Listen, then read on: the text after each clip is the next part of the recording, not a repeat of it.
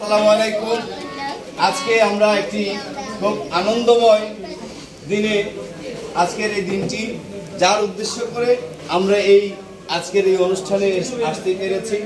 আমাদের ঢাকা 12 আসনের মাটি ও গণমানুষের নেতা, আমাদের প্রিয় বান্ধব, যিনি হিন্দু, মুসলিম, বৌদ্ধ, খ্রিস্টান সহ ধনী গরিব সকলকে এক সমান জানে, তিনি এই এত পরিশ্রম করার পরও মানুষ যেভাবে হাজার হাজার মানুষ যেভাবে তার কাছে যায়, তাকেই কাউকে কখনো খালি হাতে ফিরায় না।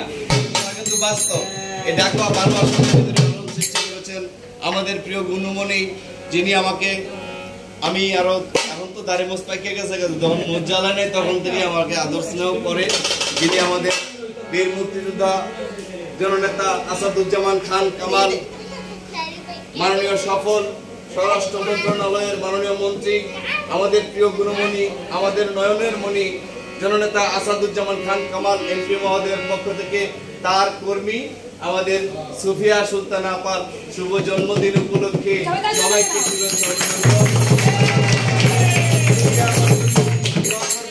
আমি আপনাদের গৌরবপ্রেমিক মোল্লা মতিউর একটি গান শোনাবো, সবাই একসাথে আমরা আনন্দ ফুর্তি করবো, ঠিক আছে?